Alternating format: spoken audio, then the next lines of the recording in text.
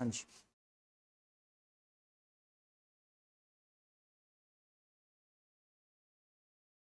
तो हम अपनी क्लास में कर रहे थे, वापिस चलते हैं, हम अपनी क्लास में कर रहे थे इंजन के बारे में। इंजन में जो है हमने जो समझने वाली चीजें थी वो समझ ली हैं। अब थोड़े से कुछ बच्चे ऐसे होते हैं कि जो पीपीटी से थोड़ा सा साथ में लिखना पसंद करते हैं, समझना पसंद करते हैं, तो उनके लिए जो है आप साथ में समझ सकते हो, लिख सकते हो क्या क्या जो जो हमने अभी तक किया है। तो सबसे पहले अगर मैं बात करूँ, ट्राई करूंगा कि आपको जो है पिक्चर के साथ समझाने की भी कोशिश करूँ। ये रहा आपके सामने, दिख रहा है आपको? ये बाहर वाला क्या है? ये बाहर वाला है हमारा सिलेंडर। क्या है? सिलेंडर। किसी को कोई प्रॉब्लम तो नहीं है? पहले बता दीजिए, फिर ही आगे चलते हैं।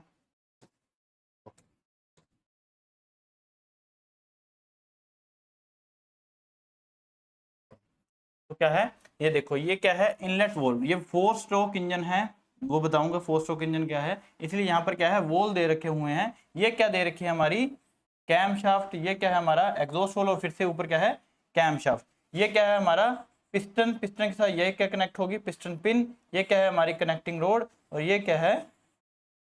अब इसके ऊपर ये आपको दिख रहा होगा, ये क्या है? इसके ऊपर रिंग। इसके ऊपर क्या है? रिंग। ये क्या है? पूरे का पूरा इसको क्या बोल दिया? सिलेंडर। अब इसके बाहर कूलेंट है, ये हम इसके बारे में बात करेंगे आगे जाके। ये क्या है? जहां पर क्रैंक शाफ्ट इसके अंदर घूमती है, इसको हम क्या बोलते हैं? Crank case. क्या बोलते हैं? Crank case. अब जहां पर इंजन ये सारा कुछ बना हो, इसको हम क्या बोल देते हैं? Engine block. ये सिलेंडर का जो ऊपर वाला पोर्शन है, इसको हम क्या बोल देते हैं? Cylinder head. अब ये पिस्टन यहां से लेके, ये हेड है इसका, यहां से लेके यहां तक जो है मूव करते हैं, इसको क्या बोलते हैं? स्ट्रोक। पिस्टन के ये जो डायमीटर है, इसको हम क्या बोल देते हैं? बोर। ये हम बात कर चुके हैं। और स्ट्रोक और बोर है ना, ये हम ऑलरेडी बात कर चुके हैं। ऊपर जहां तक सबसे ऊपर जो पिस्टन जाता है उसको क्या बोलते हैं? TDC, top dead centre. नीचे जितना आता है उसको क्या बोलते हैं? BDC, bottom dead centre. यहां तक हो गया था हमारा।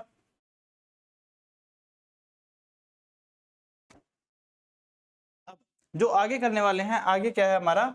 ये हम ऑलरेडी लगभग लगभग सब कुछ कर चुके हैं। अब ये क्या था हमारा? Crank shaft. इससे जो है कैम शाफ्ट घूमती है। कनेक्टिंग रोड जो है वो पिस्टन के साथ कनेक्ट होती है। यहाँ पर जितनी एनर्जी पहुंचती है उसको क्या बोलते हैं? आईएचपी। जो यहाँ से ये यहाँ तक लॉस हो जाती है उसको क्या बोलते हैं? एफएचपी। और जो लास्ट में पहुंचती है उसको क्या बोल देते हैं? जहां तक पहुंचनी होती है, बीएचपी। तो आईएचपी ये इक्वल होता है एफएचपी प्लस बीएचपी के इक्वल होता है। ये बात हमारी हो चुकी थी। अब जो हम आगे करने वाले हैं, अब इसके इंजन के पार्ट थोड़े से डिटेल में पढ़ लेते हैं। सबसे पहले क्या आ गया? इंजन के कंपोनेंट। ये आप लिख सकते हो साथ में, इंग्लिश हिंदी दोनों में है, किसी को कोई प्रॉब्लम ना आए तो इसलिए दोनों में है। Engine component. इंजन के कंपोनेंट कौन कौन से जो है? इंजन के कंपोनेंट जो है हमें देखने को मिलते हैं। कौन कौन से टाइप के जो है कंपोनेंट जो है हमें इंजन के अंदर देखने को मिलते हैं, उसके बारे में अगर बात करें तो सबसे पहले आ गया हमारा सिलेंडर। सिलेंडर क्या है? सबको विजिबल है ना?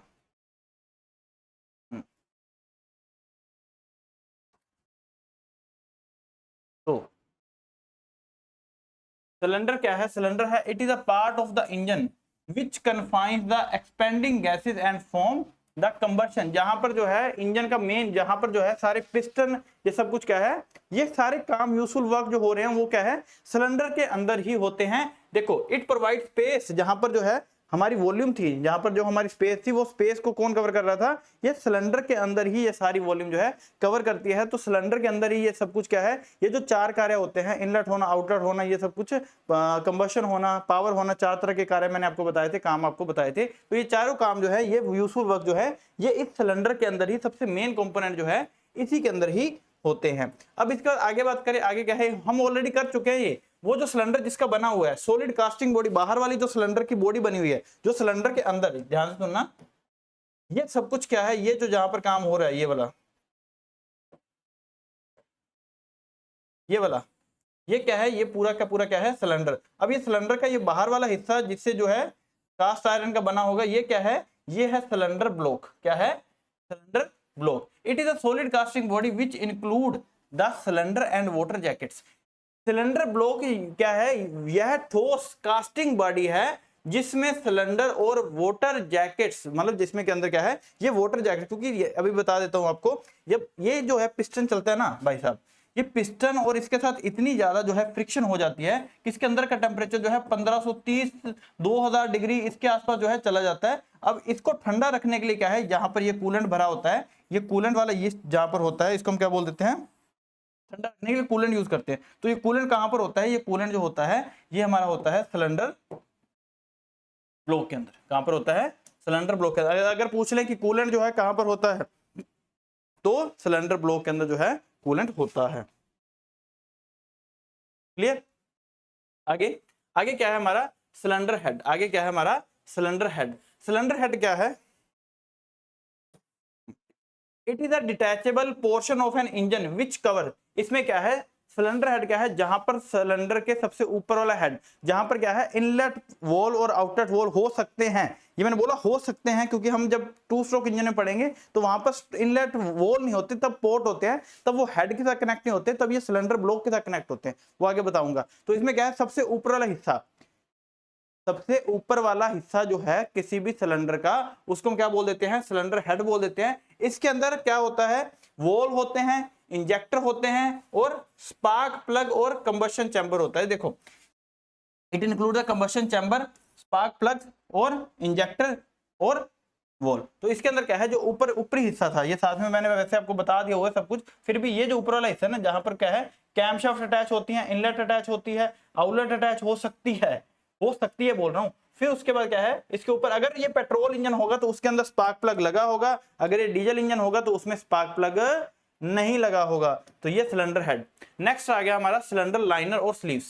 ये नया चीज हमने देख रहे हो, क्या है सिलेंडर लाइनर। अगर देखो अब मैं बोलूं तो हम क्या बोलते हैं, मैंने हाफ स्लीव शर्ट पहनी है, कौन सी शर्ट पहनी है, टी शर्ट पहनी है, हाफ स्लीव टी शर्ट पहनी है। अगर यही हो तो मेरी ये बाजू को हम क्या बोलते हैं, स्लीव्स बोलते हैं। तो वैसे ही जो ये जो सिलेंडर था, सिलेंडर की जो ये वाली थी स्लीव्स, ये वाली, ये क्या है, इसको हम क्या बोल देते हैं, cylinder sleeve. It is a cylindrical lining either wet और dry type which is inserted in the cylinder block in which the piston slides liner are classified as dry liner और वेट लाइनर। अब ये liner और sleeves क्या होती हैं, ये भी ध्यान से सुनो।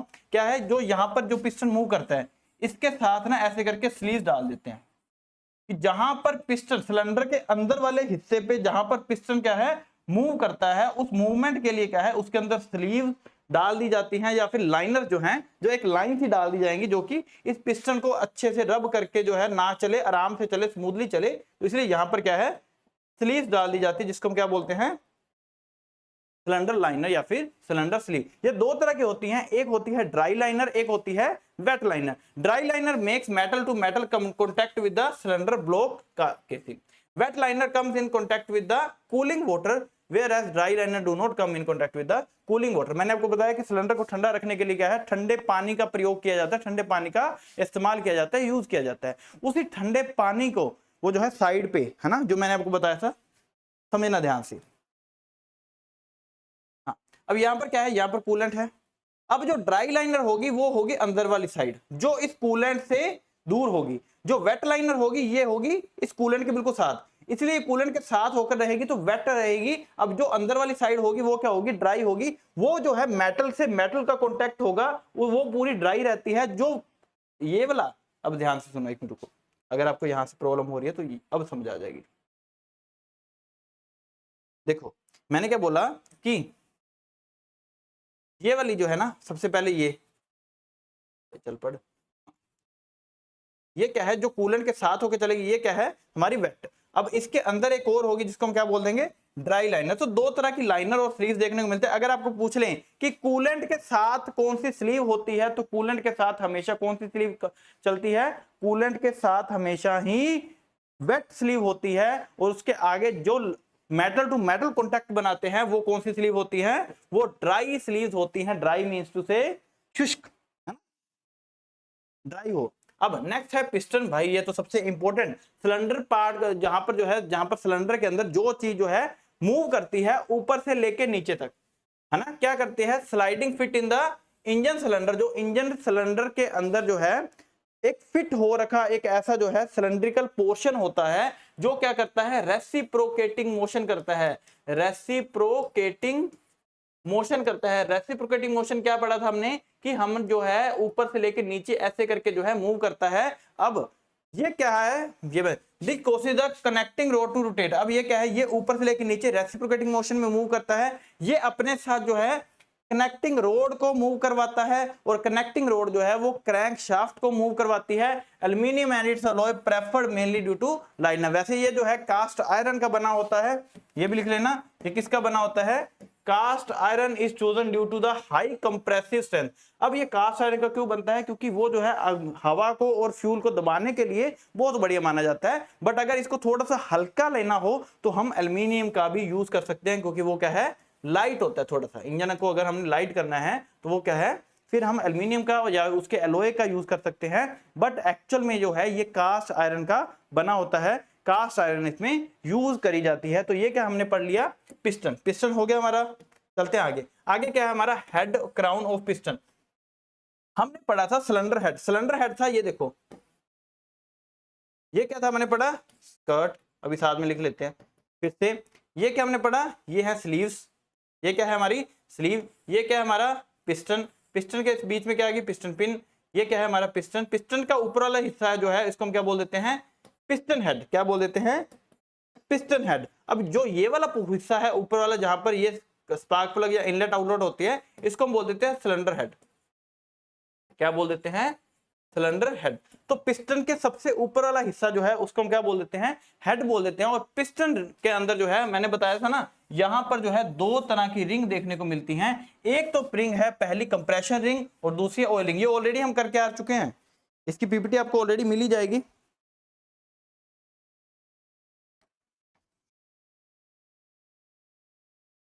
इसकी पीपीटी आपको मिली जानी है, बट फिर भी ये क्या है, ये कंप्रेशन रिंग है, और दूसरी क्या है हमारी ऑयल रिंग। ये क्या है हमारी कंप्रेशन रिंग, दूसरी क्या है हमारी ऑयल रिंग। कंप्रेशन रिंग क्या है, जो ऊपरी हिस्से पे होती है, ये ऊपरले पार्ट पे होती है, जो क्या करती है, पिस्टन से ये जो लीकेज होनी होती है यहाँ से, कि यहाँ पर फ्यूल डाला है तो फ्यूल ऊपर ही रहे, नीचे ना आ पाए। तो ये क्या है, ये रिंग जो है इसको ऐसे करके ना, जो पिस्टन है इसके अंदर ग्रूव होते हैं, उस ग्रूव के ऊपर एक ऐसे समझो रिंग जो है वैसे मेटल की बनी होती है, बट ऐसे समझो एक रबड़ चढ़ा देते हैं।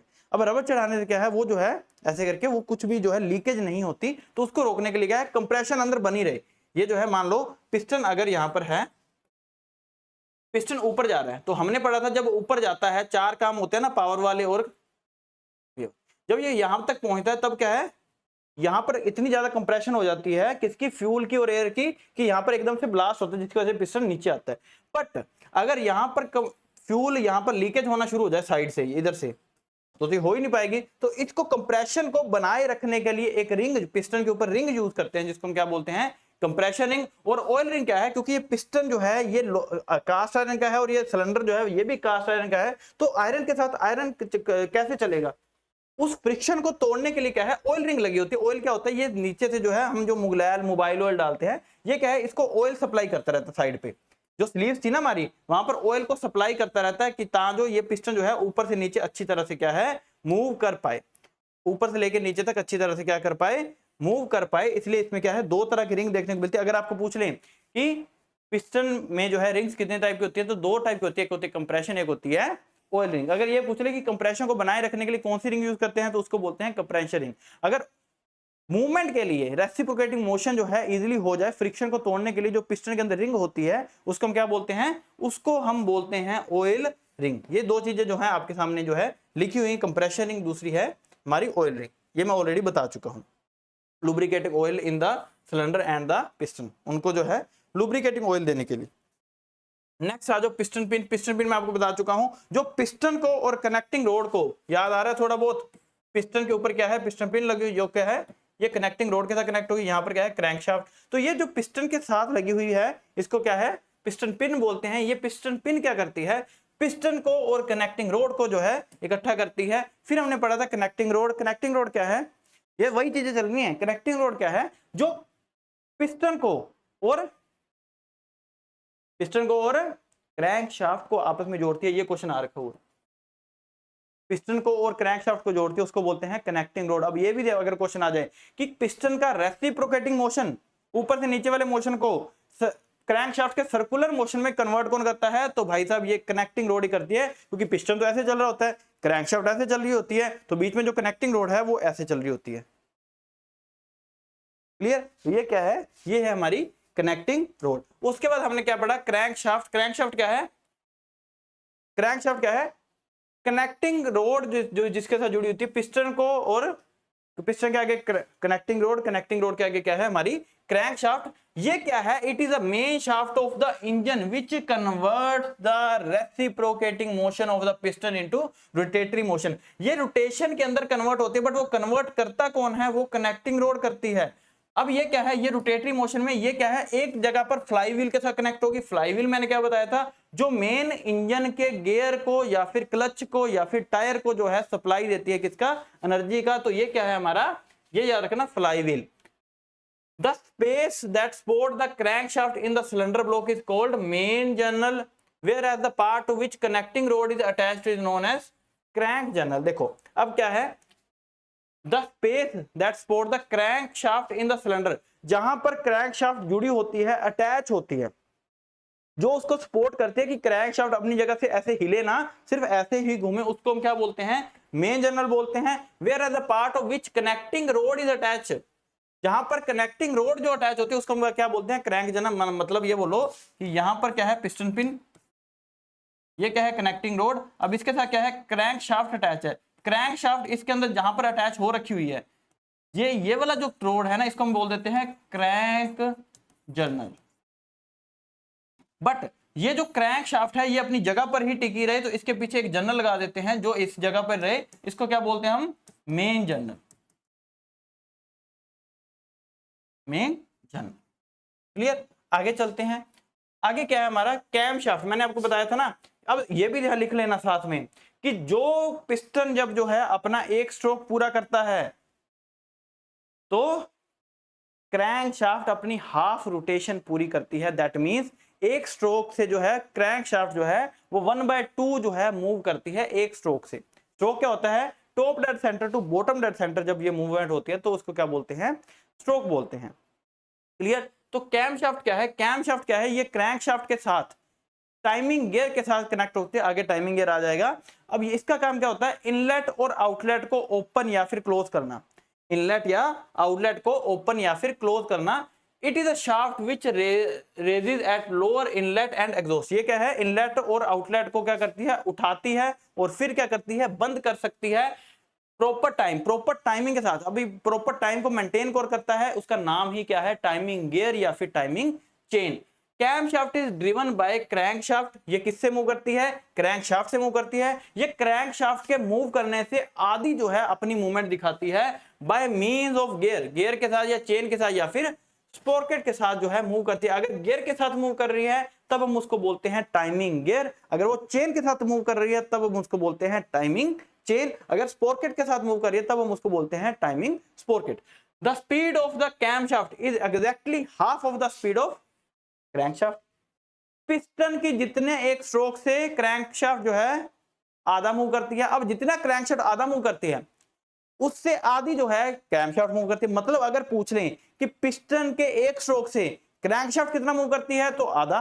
अगर पूछ लें कि पिस्टन के एक बार मूवमेंट करने से कैमशाफ्ट कितना मूव करती है तो 1/4। अगर ये पूछ लें कि क्रैंकशाफ्ट के एक बार घूमने से तो कैमशाफ्ट कितनी मूव करती है तो आधी। समझ आया, ये तो ऑलरेडी ये कंसेप्ट बता चुका हूं।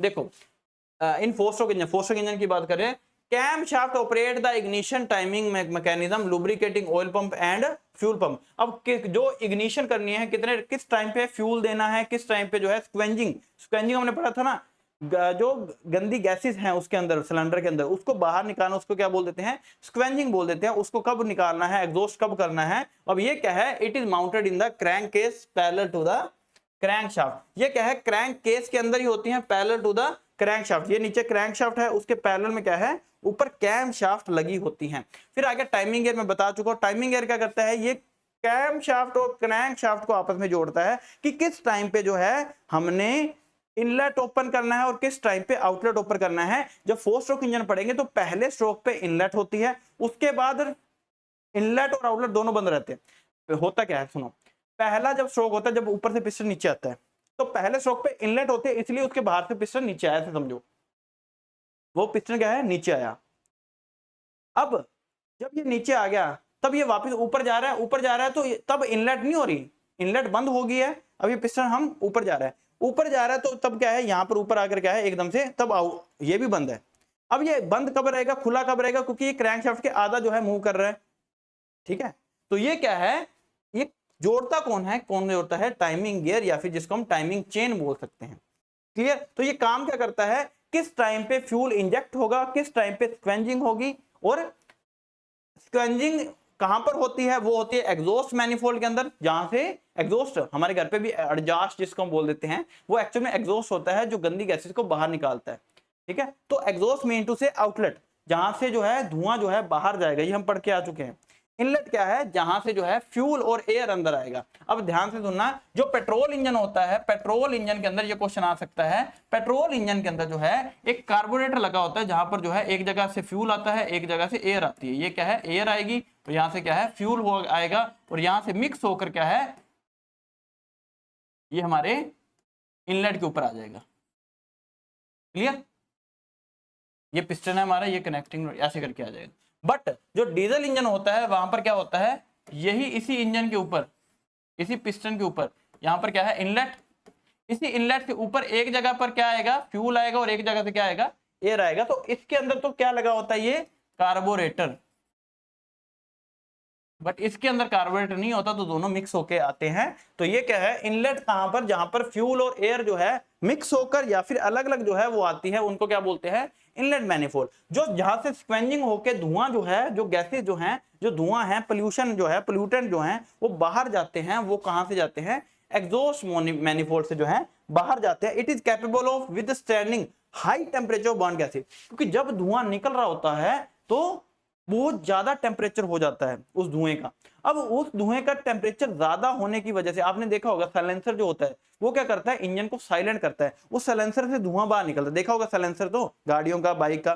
तो वो जो है धुआं बाहर निकलने का मेन कारण, रीजन ही क्या है, मेन रीजन क्या है, एग्जॉस्ट मैनिफोल्ड से धुआं जो है बाहर जाता है। साइलेंसर का काम क्या है, वो जो इंजन जो है वो आवाज बहुत करता है, उसको साइलेंट करने का काम कौन करता है, फिर वो साइलेंसर करता है, और वहां से जो है धुआं बाहर चला जाता है। फिर आगे चलो, टॉप डेड सेंटर बता चुका हूं। बॉटम डेड सेंटर क्या है, जहां पर पिस्टन हाईएस्ट मूव करता है उसको क्या बोलते हैं, टॉप डेड सेंटर। जितना सबसे नीचे आता है उसको क्या बोल देते हैं, बॉटम डेड सेंटर बोल देते हैं। फिर आ जाओ स्क्वेंजिंग, जो धुआं जो है, जो बर्न्ड गैसेज हैं, उसको बाहर निकालना एग्जॉस्ट मैनिफोल्ड से, उस प्रोसेस को क्या बोल देते हैं, स्क्वेंजिंग बोल देते हैं। The process of removal of burned और exhaust gases from the engine cylinder is known as scavenging.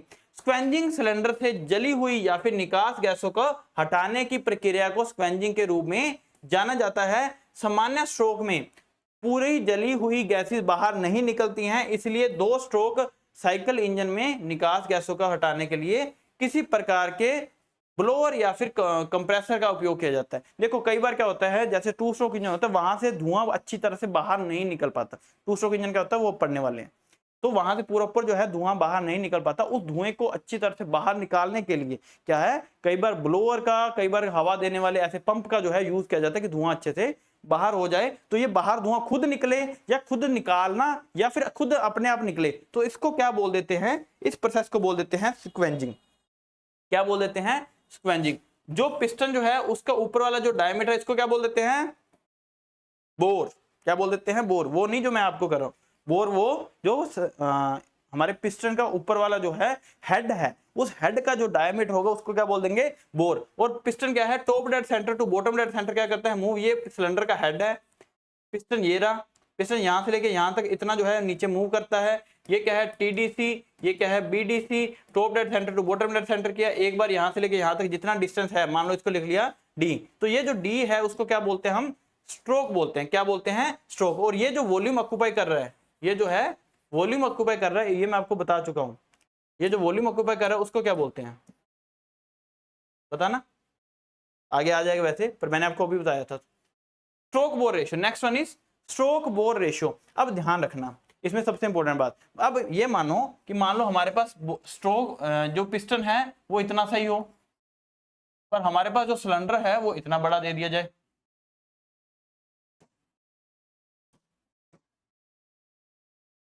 तो ये पिस्टन इतना सा, इतना लंबे लंबे स्ट्रोक कैसे मारेगा भाई। ठीक है, तो ये जो है, ये जितना पिस्टन का ये डायामीटर होता है उसी अकॉर्डिंग जो है स्ट्रोक को रखा जाता है, उसी अकॉर्डिंग क्या है, स्ट्रोक को रखा जाता है। अगर मान लो ये जो पिस्टन का ये जो डायमीटर है ये 3 इंच का है, ये मान लो 3 इंच का है, तो ऐसा तो नहीं है ना ये जो लंबा लंबा स्ट्रोक मारेगा ये 10-10 इंच का मार लेगा, है ना। मान लो 10 इंच इतना है, इतना होगा, हाँ इतना होगा, 10 इंच इतना है, उसका डायमीटर इतना है, तो इतना छोटा सा पिस्टन इतना लंबा लंबा मूव कैसे करेगा।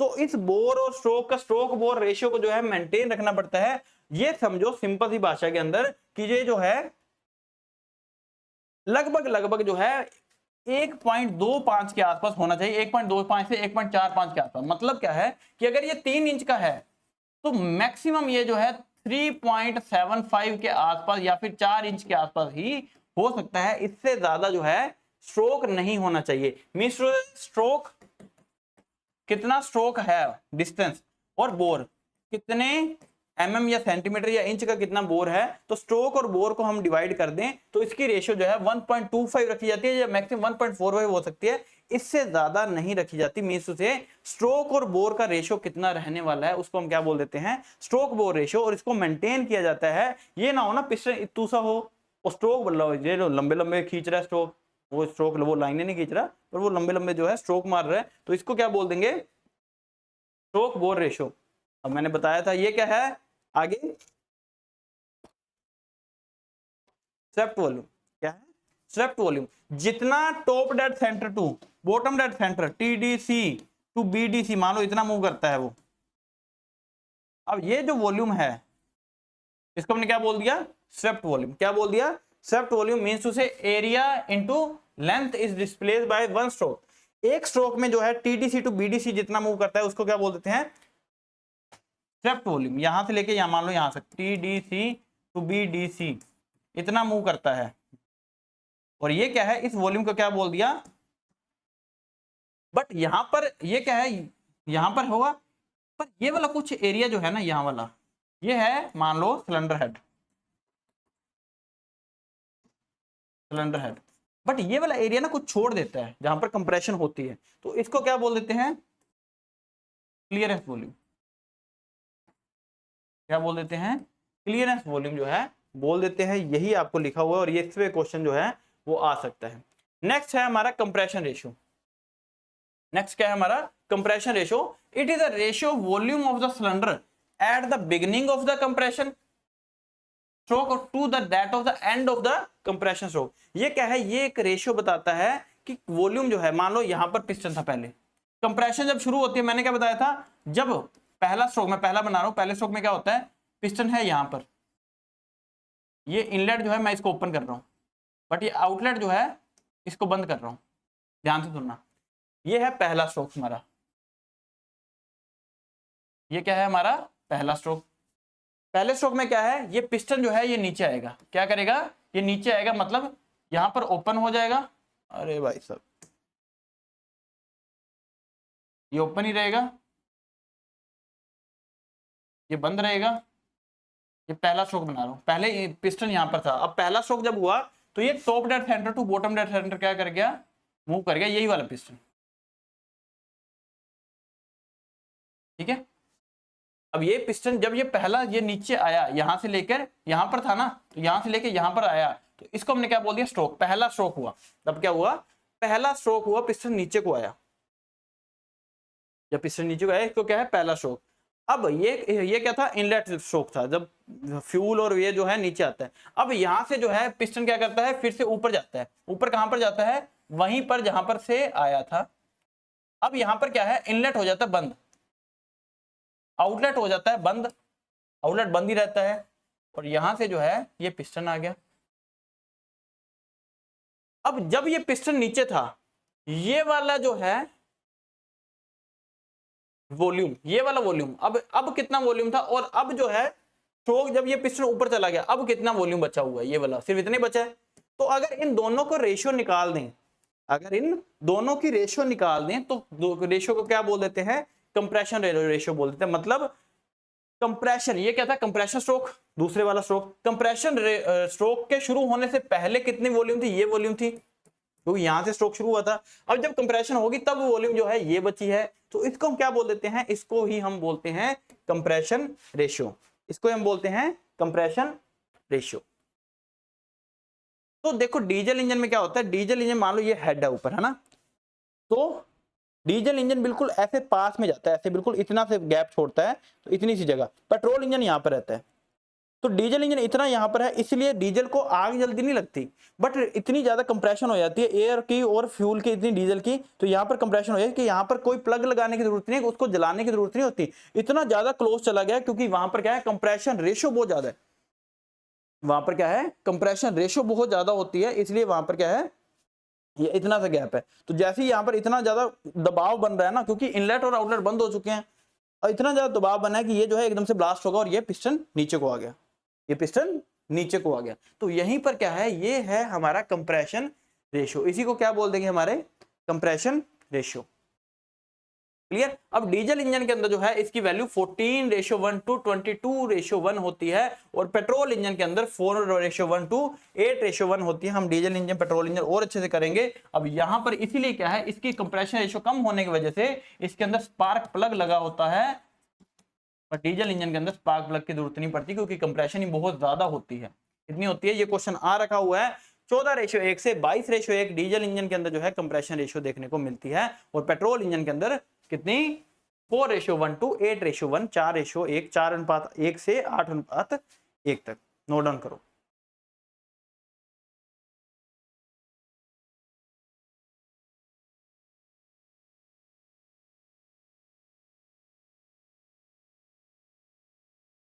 क्लियर। अब आगे आ गया पावर। पावर के मैं बता चुका हूं कितने पावर होते हैं, ये हम बात कर चुके हैं। Metric unit of power can be express into kilogram metre per second, या फिर क्या है, इसको हम लिख सकते हैं कैलोरी के अंदर, या फिर वोट के अंदर, या फिर हॉर्स पावर के अंदर जो है हम लिख सकते हैं। But rate of doing work, जो काम हो रहा है उसको हम क्या बोलते हैं, पावर। तो क्या काम हो रहा है, काम के होने की यूनिट को हम क्या बोलते हैं, पावर बोल देते हैं। एक वोट जो होता है वो कितना होता है, जूल। एक हॉर्स पावर कितना होता है, ये हम बात कर चुके हैं, कितना होता है 745.7 या फिर नियरली 746 वोट जो है वो देखने को मिलता है। या फिर मीट्रिक यूनिट के अंदर बात करें तो kilogram metre per second, kilogram metre per second को हम क्या बोल देते हैं, पावर बोल देते हैं। अब हॉर्स पावर क्या होता है, it is the rate of doing work, काम करने की एक यूनिट को हम क्या बोल देते हैं, हॉर्स पावर बोल देते हैं। Express in horsepower conversion factor from the work to power. 4500 kilogram metre of work per minute is equal to 1 HP। ये भी लिख लेना कि 4500 kilogram metre of work per minute, एक मिनट के अंदर जो है 4500 किलोग्राम मीटर जो है अगर काम होगा, उसको हम बोलते हैं 1 हॉर्स पावर। मतलब वो जो है, एक मैंने बताया था ना कि एक हॉर्स की पावर के साथ जोड़ दिया जाता है कि इस हॉर्स के पास 4500 किलोग्राम पर मीटर की जो है पावर होती है एवरेज, तो ये जो है इसी के साथ जोड़ देते हैं। और 75 kilogram per metre work per second is known as 1 horsepower, क्योंकि इसी को अगर हम बना दें तो समझो 4500 किलोग्राम मीटर पर मिनट, इसको क्या बोल दे 1 हॉर्स पावर, या फिर 75 kilogram per metre per second को हमने क्या बोल दिया, 1 हॉर्स पावर। अगर एक सेकंड के अंदर उसके बाद जो है 75 किलोग्राम पर मीटर के जो है मीटर पर सेकंड की अगर पावर आ रही है तो हम उसको क्या बोल देते हैं, हॉर्स पावर। अब जो पावर पिस्टन को मिली, अब जो पावर पिस्टन को मिल रही है, एक मिनट, कैमरे में तो कोई इशू नहीं है।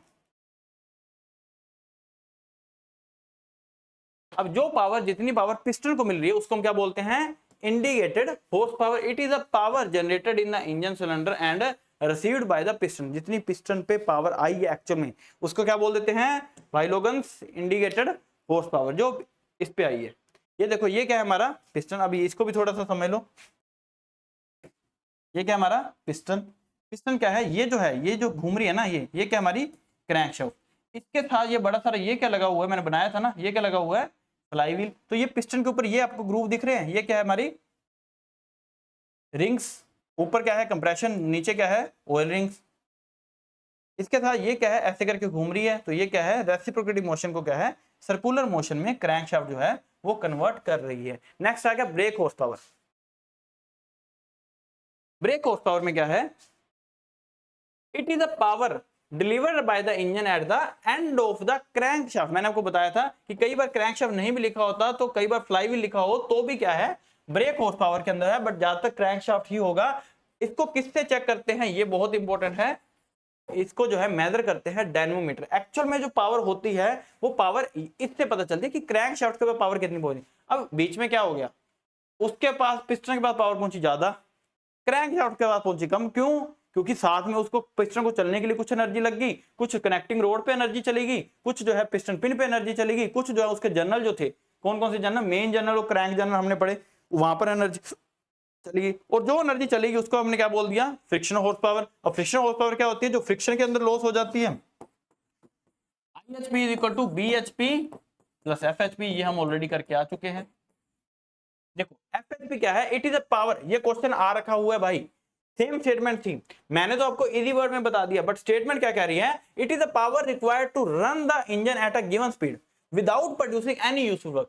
किसी भी इंजन से जो है काम करवाना है पिस्टन को चलाने के लिए, बट उससे कुछ मतलब बिना कोई काम करवाए सिर्फ उसको चलाना है, वो चलाने के लिए जो पावर लगती है, अब उससे कुछ काम तो करवा नहीं रहे, तो चलने के लिए पावर जो है, पावर क्यों चाहिए उसको चलने के लिए, क्यों? क्योंकि उसके अंदर फ्रिक्शन है, इनर्शिया आपने पढ़ा होगा +1 2 क्लास के अंदर, क्योंकि उसके अंदर फ्रिक्शन है, इनर्शिया, उस फ्रिक्शन को और इनर्शिया को तोड़ने के लिए उसको पावर चाहिए, वहीं पर तो लॉस हो रहा था ना।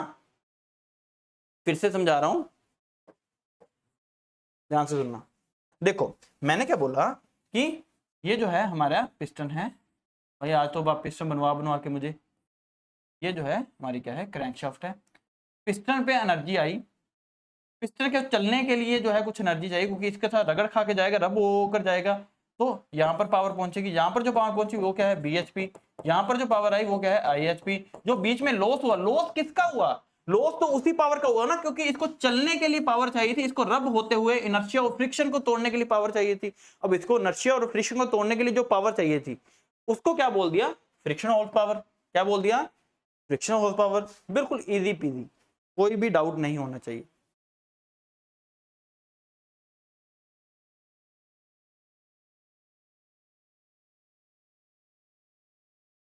अब आगे क्या है हमारा, आगे है हमारा बेल्ट हॉर्स पावर। आगे क्या है हमारा, belt horse power. Belt horse power क्या है, it is the power of the engine measured at the pulley receiving drive from the PTO shaft of the tractor. एक बार के लिए इसको छोड़ रहा हूं, क्योंकि इसके लिए आपको जो है PTO HP पढ़ना पड़ेगा, PTO के लिए भी मैं एक बार छोड़ रहा हूं। यहां पर देख लो बस 80 to 85% of tractor engine power. ये PTO क्या होती है, ये जब हम ट्रैक्टर के अंदर पढ़ेंगे ना तब बताऊंगा। ड्रोबर हॉर्स पावर क्या होती है, ये भी उसके अंदर पढ़ेंगे ट्रैक्टर के अंदर। बट अभी के लिए जो है यहाँ पर जो इसकी टर्मोलॉजी है वो हम कर चुके हैं, जो उसकी इंपॉर्टेंट टर्म्स हैं वो ऑलरेडी हम कर चुके हैं। यहां तक किसी को कोई डाउट तो पूछ सकते हो।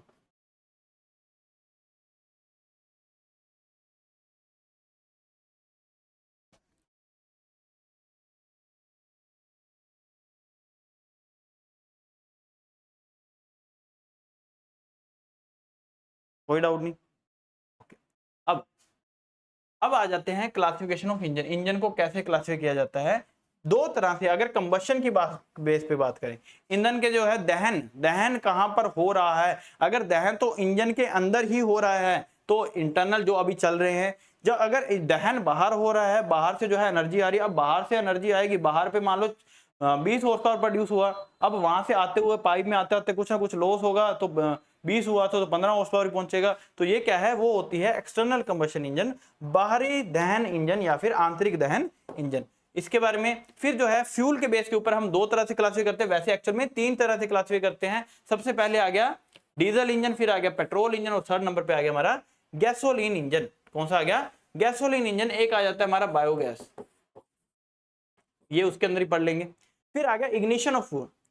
अब फ्यूल जो है वो इग्नाइट कैसे हो रहा है, वो स्पार्क इग्निशन है। ये क्या है, स्पार्क इग्निशन हो रहा है, तो कौन सा इंजन होता है, पेट्रोल होता है। कंप्रेशन इग्निशन इंजन कहां पर होता है, इंजेक्टर होते हैं।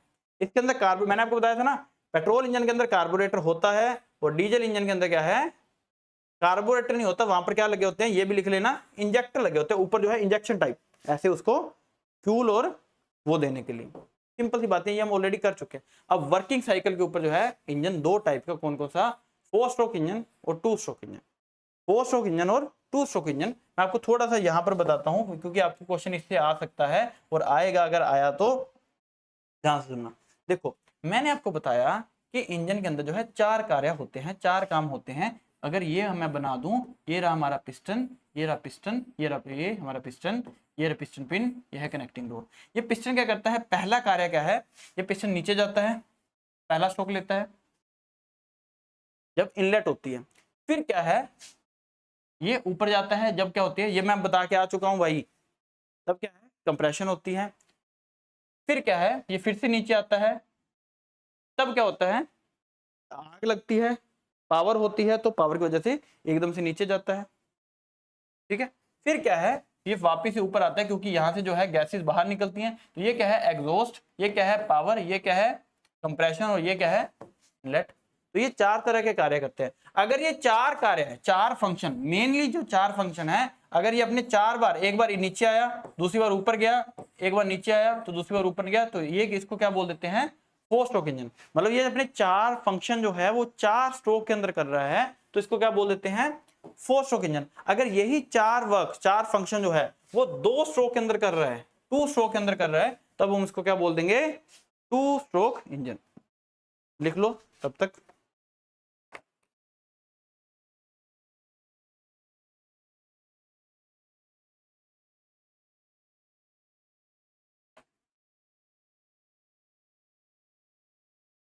क्लियर, फिर से हम इसको अच्छे से पढ़ेंगे। देखो 4 इवेंट जो है इन सक्शन स्ट्रोक, पहला कौन सा आ गया सक्शन, जिसको हम क्या बोलते हैं इनलेट। जब अंदर अंदर जो है सक करता है, सक करता है मतलब क्या सक करेगा, फ्यूल और एयर, यहां पर क्या करेगा फ्यूल एंड एयर। फिर क्या है हमारी कंप्रेशन, जब जो है पिस्टन ऊपर आता है, मैंने आपको 4 स्ट्रोक इंजन का बता रहा हूं। फिर क्या है पावर, फिर क्या है एग्जॉस्ट। तो ये 4 तरह के जो है स्ट्रोक देखने को मिलते हैं, 4 तरह के काम जो है वो देखने को मिलते हैं। अब जो 4 स्ट्रोक इंजन के अंदर क्या होगा, ये जो 4 काम है, 4 काम जो है वो 4 स्ट्रोक के अंदर होंगे। एक बार पिस्टन नीचे आएगा तो पहला काम करेगा, ऊपर जाएगा तो दूसरा काम करेगा, नीचे आएगा फिर तीसरा काम करेगा, और ऊपर जाएगा फिर से तो चौथा काम करेगा। तो 4 काम है और 4 स्ट्रोक के अंदर कर रहा है, तो इसको क्या बोल देते हैं 4 स्ट्रोक इंजन बोल देते हैं। अब देखो पिस्टन 4 बार ऊपर नीचे आया है, क्रैंक शाफ्ट उससे आधा घूमती है, तो क्रैंक शाफ्ट इसमें कितनी बार घूमेगी 2 बार घूमेगी। कैम शाफ्ट इसमें कितनी बार घूमेगी 1 बार ही घूमेगी, क्योंकि आधा क्रैंक शाफ्ट का आधा क्या घूमती है कैम शाफ्ट घूमती है। तो ये क्या है ऐसे आ गया। अब ये तो मैं ऑलरेडी लिख सकते हो, साथ में बता भी सकता हूँ।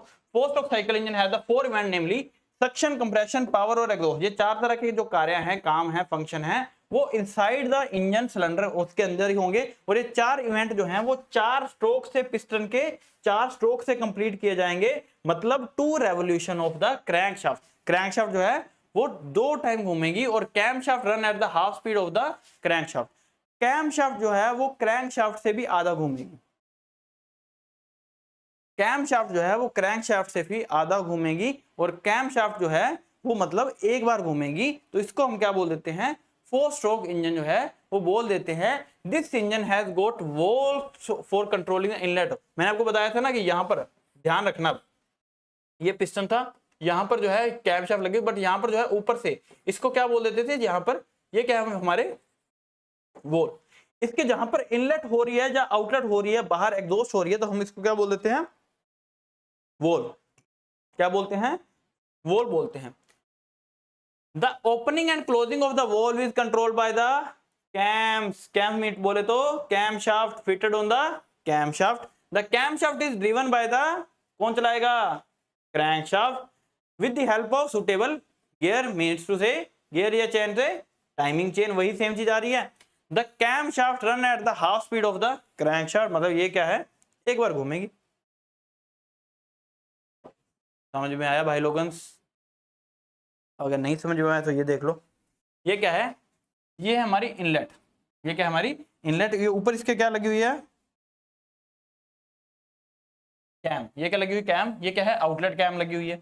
इसके बीच में क्या है ये प्लग लगा हुआ, क्योंकि ये पेट्रोल इंजन है। यहाँ से क्या है इनलेट होगी, जब ये इनलेट होनी होती है तब ये क्या है ऊपर चला जाता है, ऊपर जाएगा तो यहाँ से इनलेट हो जाती है, तब फिर से ये नीचे आ जाता है। इनलेट होने की वजह से ये पिस्टन नीचे आ जाता है। पिस्टन क्या करता है नीचे आ जाता है। पिस्टन जब ये नीचे आता है और ये क्रैंकशाफ्ट घूमती है, फिर एक बार पिस्टन नीचे आया, तब क्या है ये इनलेट और आउटलेट दोनों बंद रहते हैं। फिर ये पिस्टन जाता है ऊपर, ऊपर को जाएगा तो यहां तक पहुंचता है और अंदर ज्यादा कंप्रेशन हो रखती है, कंप्रेशन रेशो बहुत ज्यादा हो जाती है, जिसकी वजह से अंदर से आग लगती है। अगर पेट्रोल इंजन है तो स्पार्क पर थोड़ी सी चिंगारी देगा, जिसकी वजह से आग लगेगी, दहन होगा, जिसकी वजह से पिस्टन नीचे को आएगा, जिसको हमने पावर स्ट्रोक बोल दिया।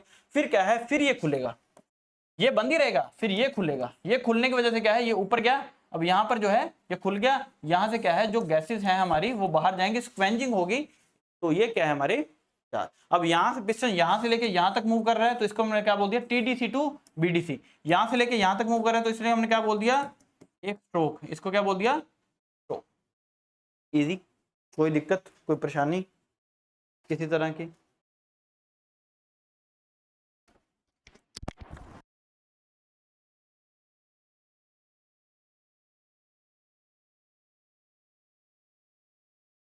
क्लियर? अब क्या है, टू स्ट्रोक इंजन। अब टू स्ट्रोक इंजन के अंदर क्या है, अब ध्यान से सुनना, टू स्ट्रोक इंजन के अंदर सबसे पहले क्या है, यहां पर जो चार कार्य हो रहे हैं वो दो स्ट्रोक के अंदर ही हो जाएंगे। वो क्या है, दो स्ट्रोक के अंदर ही हो जाएंगे। वो दो स्ट्रोक के अंदर कैसे होंगे वो भी समझ लेते हैं। दो स्ट्रोक के अंदर क्या होंगे, यहां पर ऊपर नहीं लगा होगा, देखो यहां पर क्या है, साइड पर होंगे, और यहां पर वॉल नहीं होंगे, यहां पर क्या होंगे, पोर्ट। यहां पर क्या होंगे, पोर्ट। दो पोर्ट होंगे, कौन से, इनलेट और आउटलेट। क्या होंगे, इनलेट और आउटलेट। अब देखो ये क्या करेगा, जो पहला काम था हमारा कौन कौन सा, सक्शन का और कंप्रेशन का, वो एक ही स्ट्रोक में कर देगा। कैसे कर देगा कि यहां से जो है पिस्टन पहले नीचे होगा, यहां से क्या है, एयर और फ्यूल दोनों ही अंदर जाएंगे। पिस्टन नीचे है, यहां पर है, मान लो पिस्टन यहां पर हुआ, या मान लो यहां पर ही है, एक मिनट इधर से बना समझा देते हैं आपको, कि मान लो यहां पर है, यहां पर इनलेट होगी हवा और वो आ गया। अब ये पिस्टन क्या ऊपर ऊपर जा रहा है, तो ये खुद ब खुद बंद ना हो जाएगा, क्योंकि यहां पर तो पिस्टन आ गया। अब यह इनलेट तो हो नहीं सकती, तो ये बंद हो गया। इनलेट भी हुआ, अब उसके साथ ऊपर भी जा रहा है, तो एक स्ट्रोक के अंदर इसने इनलेट भी कर दी, सक्शन भी होगी, और ऊपर से कंप्रेशन भी होगी, ऊपर से कंप्रेशन भी होगी। तो एक स्ट्रोक के अंदर इसने दो काम करे, कौन कौन से, सक्शन का और कंप्रेशन का। फिर जब ये नीचे आएगा, तब यहां पर क्या है, आग लगी, चिंगारी हुई, तब ये नीचे आएगा। जब ये नीचे आएगा ना, तो यहां से क्या है, यहां से आउटलेट भी हो जाएगी। तो पावर भी हुआ, और पावर और दूसरा कौन सा हमारा, पावर और एग्जॉस्ट, है ना, दोनों जो काम हैं वो एक स्ट्रोक के अंदर हो गए, और ये जो है इसके अंदर एक हो गया। तो इसके अंदर क्रैंकशाफ्ट कितनी बार मूव करती है, एक बार करती है। जो पिस्टन कितनी बार मूव करता है, दो बार मूव करता है। मतलब पिस्टन दो स्ट्रोक लेता है और क्रैंकशाफ्ट जो है एक बार घूमती है, बट उसके अंदर क्रैंकशाफ्ट जो है वो दो बार घूम रही थी, तो इसको हम बोलते हैं टू स्ट्रोक इंजन। अब सबसे इंपॉर्टेंट जो इसके क्वेश्चन जो है आपके बनते हैं वो यही बनते हैं, कौन सा, फोर स्ट्रोक इंजन और टू स्ट्रोक इंजन में डिफरेंस क्या डिफरेंस है। इसके अंदर one power stroke for every two revolution of crankshaft. Crankshaft दो बार घूमेगी तो एक पावर स्ट्रोक आएगा, यही हमने पढ़ा। सबसे इंपॉर्टेंट है ही क्या इसमें, ये पावर स्ट्रोक ही तो है। क्रैंकशाफ्ट दो बार घूमी तो एक पावर स्ट्रोक के आने से क्रैंकशाफ्ट जो है वो दो बार घूमेगी। और टू स्ट्रोक इंजन के अंदर क्या है, one power stroke for each revolution of crankshaft. हर एक पावर स्ट्रोक के लिए जो है क्रैंकशाफ्ट एक बार ही घूमेगी। दूसरा, there are inlet and outlet, यहां पर क्या होंगे, वॉल्व होंगे, और यहां पर क्या होंगे, पोर्ट। बस इतना लिख लो, यहां पर वॉल्व और यहां पर क्या है, port. Crank case is not fully closed end air tight. Four stroke engine के अंदर जो क्रैंक केस था, क्रैंक जिसके अंदर क्रैंक थी, वो अच्छी तरह से बंद नहीं होगा, बट इसमें फुली क्लोज होगा, बंद होगा। Top of the piston compressive the charge, इस पे जो है सबसे ज्यादा जो फोर्स कहां पर आ रही थी, टॉप ऑफ द पिस्टन थी, बट यहां पर क्या है, दोनों साइडों पे आ रही थी। ध्यान से देखो, इसके इधर साइड पे आ रही थी। हम जो बना रहे थे, हम ऊपर बना रहे थे, जो ऊपर वाला था वो था फोर स्ट्रोक इंजन, तो इस पे जो पूरा चार्ज आ रहा था पिस्टन के इस हेड पे आ रहा था। बट टू स्ट्रोक इंजन के कहां पर आ रहा है, इन साइडों पे आ रहा है। तो ये क्या है, चार्ज कहां पर होगा, साइडों पे, टू स्ट्रोक इंजन के, और फोर स्ट्रोक इंजन पे ऊपर होगा सबसे। Size of the flywheel is comparatively large. Four stroke engine के अंदर फ्लाईव्हील का साइज जो है वो बड़ा होगा, टू स्ट्रोक इंजन के अंदर छोटा होगा। इसके अंदर फ्यूल फुली कंज्यूम्ड होगा, मींस टू से इसकी जो है एफिशिएंसी वो मोर होगी, मोर एफिशिएंसी, या फिर ज्यादा एफिशिएंसी होगी, इसके अंदर कम होगी। इसलिए जो है आजकल जो ज्यादा इंजन चलते हैं वो फोर स्ट्रोक इंजन ही चलते हैं। तो इसलिए वेट ऑफ इंजन पर इसके अंदर जो भार होगा वो ज्यादा होगा, इसके अंदर कंपैरेटिवली कम होगी। Thermal efficiency is high. Thermal efficiency क्या है? जो गर्मी अंदर जो है टेम्परेचर अंदर बन रहा है, इसके अंदर जो थर्मल उसको जो है कन्वर्ट करने की जो एफिशिएंसी है वो आगे आने वाला है। इसके अंदर थर्मल एफिशिएंसी क्या है? हाई होगी। इसके अंदर क्या है? कंपैरेटिवली इसके अकॉर्डिंगली जो है कम होगी। ये बना लेना भाई। रिमूवल और एग्जॉस्ट कैसे इजी? इसके अंदर जो है एग्जॉस्ट जो है हमारा वो इजी हो जाता है, बट इसके अंदर अच्छी तरह से नहीं हो पाता। इसलिए हमें जो है थोड़े से ब्लोअर या फिर कुछ ना कुछ धुएं को बाहर निकालने के लिए कुछ ना कुछ फोर्स देनी पड़ती है। इसके अंदर टॉर्क प्रोड्यूस इवन, इसके अंदर टॉर्क प्रोड्यूस जो है लेस। टॉर्क क्या होता है? जो फोर्स जो है सर्कुलर में राउंड में लग रही होती है उसको हम क्या बोलते हैं? टॉर्क। अब इसके अंदर फोर स्ट्रोक इंजन के अंदर जो टॉर्क प्रोड्यूस होती है वो बिल्कुल ही इवन होती है, एक जैसी होती है, बट इसमें एक जैसी नहीं होती। ये क्वेश्चन आ सकते हैं। For a given weight engine would give only half the power of two stroke engine। ये क्या है? जितना वेट है engine would give only half of the power of two stroke engine। ये क्या है? उतनी पावर नहीं प्रोड्यूस करता, but same weight two stroke engine gives twice the power of that of four stroke engine. ये क्या है? जितनी two stroke engine power produce करता है उससे आधी ही प्रोड्यूस कर सकते हैं उसी वेट के अंदर। और टू स्ट्रोक इंजन जो है जितना उसका और फोर स्ट्रोक इंजन का सेम वेट हो तो इससे डबल जो है पावर को प्रोड्यूस कर सकता है। इसमें all type of speed are possible. ये क्या है? High speed engine are there. ये क्या है? इसमें हाई लो सभी जगह के जो है व्हीकल चलते हैं। जैसे ट्रैक्टर में फोर स्ट्रोक है, गाड़ियों में भी फोर स्ट्रोक है, फास्ट चलना स्लो चलना दोनों में काम आता है। पर जो रेसिंग बाइक्स होते हैं वहां पर क्या है? टू स्ट्रोक इंजन चलते हैं और वो सिर्फ क्या है? हाई स्पीड को यूज करने के लिए काम में लिया जाता है। ठीक है, तो मैंने आपको अब जो है दूसरा, ये तो हो गया फोर स्ट्रोक इंजन और टू स्ट्रोक इंजन के अंदर जो है डिफरेंस। टू स्ट्रोक इंजन और फोर स्ट्रोक इंजन के अंदर क्या है? ये डिफरेंस हो गया। अब जो है हम बात करने वाले हैं डीजल इंजन और पेट्रोल इंजन। अब ध्यान से सुनो, मैंने आपको क्या बताया था कि डीजल इंजन के अंदर जो कंप्रेशन होती है बहुत ज्यादा होती है, कंप्रेशन रेशियो बहुत ज्यादा होती है, इसलिए इसको चिंगारी लगाने की जरूरत नहीं पड़ती, जिसकी वजह से इसके अंदर खुद ही जो है पावर हो जाती है, मतलब आग लग जाती है, धमाका हो जाता है ना, तो जिसकी वजह से ये जो है पिस्टन नीचे आ जाता है। पर पेट्रोल इंजन के अंदर क्या है? पेट्रोल जलता बहुत जल्दी है, बट इसके अंदर कंप्रेशन रेशियो बहुत कम। हमने पढ़ा ना डीजल इंजन के अंदर जो है 14:1 to 22:1 और पेट्रोल इंजन के अंदर जो है इतनी 4:1 to 8:1। कंप्रेशन बहुत कम होती है, इसलिए इसको जलाने के लिए स्पार्क प्लग यूज करते हैं और डीजल का नहीं करते। अब इनमें डिफरेंस क्या है वो तो आपको सबको पता है। क्या डिफरेंस हो सकता है? सबसे पहले डीजल इंजन में डीजल यूज करते हैं, पेट्रोल इंजन में पेट्रोल यूज करते हैं। ये तो सबका हमारा रहता ही है, नाम से तो इतना तो पता चल रहा है। एक तो चलो ये भी मान लिया। दूसरा आपने देखा होगा कि डीजल इंजन की जो गाड़ियां हैं, अब सिंपल गाड़ियों पे आओ, डीजल इंजन की जो गाड़ियां हैं उसमें वियर एंड टियर बहुत ज्यादा होता है। अगर उसकी सर्विस करवाने जाओ तो 5,000, 10,000, 15,000 रुपये लगता है, पर पेट्रोल गाड़ी के 1,000 रुपये लगता है। मतलब इसमें जो है जो वियर एंड टियर होता है इंजन का तो वो ज्यादा होता है और इसके जो है पार्ट जो है वो महंगे आते हैं। डीजल इंजन जो है, अगर डीजल इंजन की गाड़ी लोगे ना वो भारी होती है, पेट्रोल इंजन की गाड़ी हल्की होती है, सेम ही ले लोगे तो डीजल इंजन जो है वो थोड़ा सा भारा होता है, पेट्रोल इंजन जो है वो थोड़ा सा लाइट वेट होता है। डीजल इंजन जो है वो आवाज ज्यादा करता है, पेट्रोल इंजन जो है वो आवाज कम करता है। डीजल इंजन की गाड़ी की अगर हम एवरेज की बात करें तो इसकी एवरेज जो है ज्यादा होती है, पेट्रोल इंजन की कम होती है, क्योंकि ये जो है एफिशिएंट है। वो फ्यूल को जो है पावर को कन्वर्ट करने में जो इसकी एफिशिएंसी है वो डीजल इंजन की ज्यादा होती है, उसमें कम होती है। वो कंप्रेशन जो है डीजल इंजन में ज्यादा होती है, पेट्रोल इंजन में कम होती है। देखो डीजल इंजन को किसने डिस्कवर किया? Rudolf Diesel 1892। Otto cycle discover by Nicolaus Otto in. ये जो पेट्रोल इंजन जिस पे चलता है वो ऑटो साइकिल के बेस पे चलता है, जिसको निकोलस ओटो 1876 के अंदर, मतलब पेट्रोल इंजन डीजल इंजन से पुराना है। इसके अंदर कंप्रेशन रेशियो बहुत ज्यादा होती है, ये बहुत इंपॉर्टेंट है। कितनी? 14:1 to 22:1। बट इसके अंदर जो है 5:1 to 8:1 या फिर 4:1 to 8:1 जो है कंप्रेशन रेशियो होती है। इसके अंदर डीजल होता है, इसके अंदर पेट्रोल होता है। Only air is sucked in cylinder suction stroke. इसके अंदर डीजल इंजन के अंदर क्या है? सिर्फ हवा ही अंदर आएगी, डीजल अंदर जाएगा, सक्शन स्ट्रोक के अंदर सिर्फ हवा अंदर जाएगी। बट इसमें क्या है? हवा और पेट्रोल दोनों मिक्स होकर आएंगे, किसके साथ? कार्बोरेटर के अंदर से मिक्स होकर उसके पास आएंगे। फिर it has fuel injector pump. इसके अंदर क्या होगा? इसके अंदर फ्यूल इंजेक्टर पंप नहीं होते, इसके अंदर क्या है? कार्बोरेटर लगा होता है, बट इसके अंदर क्या है? फ्यूल इंजेक्शन पंप होते हैं। ऊपर से फ्यूल को इंजेक्ट करने के लिए पंप लगे होते हैं। Fuel is injected in combustion जहां पर बर्निंग ऑफ, सीधा सीधा क्या है? जहां पर बर्निंग होनी है वहां पर सीधा जो है फ्यूल इंजेक्ट कर दिया जाएगा। किसके द्वारा? ये फ्यूल इंजेक्टर के द्वारा। बट यहां पर क्या है?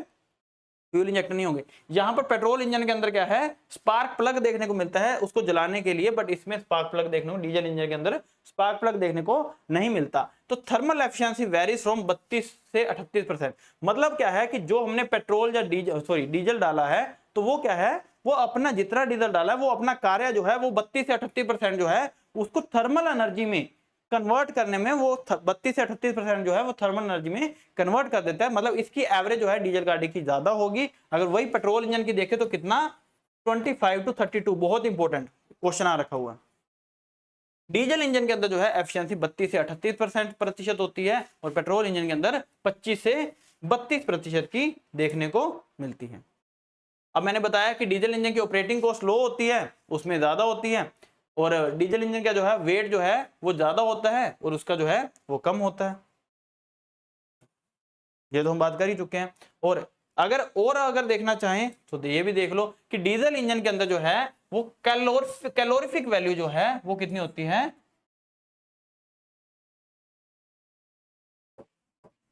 वैसे डीजल इंजन जो हम लिखते हैं 10,550 होती है और पेट्रोल इंजन की कितनी होती है 11,100। अब आपके लिए क्वेश्चन छोड़ के जा रहा हूं, आप बताना है इसका, अभी बताना कि डीजल इंजन की और पेट्रोल इंजन की हमने एफिशिएंसी देख ली। डीजल इंजन की कितनी है 32 से 38% और पेट्रोल इंजन की कितनी है 25 से 32%। बट मैं अगर बोलूं कि बताओ कि बायोगैस की एफिशिएंसी कितनी होती है, तो बताना कितनी होती है। क्लियर? तो यहां पर हमारा जो है ये इंजन वाला जो टॉपिक है वो खत्म होता है, वो आप बताओ। फिर हम जो है शुरू करते हैं हमारा ट्रैक्टर का पोर्शन, है ना। इंजन पढ़ लिया, अब इंजन चल हमारे एग्रीकल्चर के अंदर सबसे मेन क्या है, ट्रैक्टर है। तो ट्रैक्टर की हिस्ट्री, ट्रैक्टर क्या है, ट्रैक्टर के पार्ट क्या हैं, ट्रैक्टर काम कैसे करता है, ट्रैक्टर के कंपोनेंट्स क्या हैं, सब कुछ जो है A to Z वो जो है एक्सप्लेन करेंगे। होप तो आपको समझ आ गया होगा। कोई डाउट पूछ सकते हो अभी, फिर आगे चलते हैं।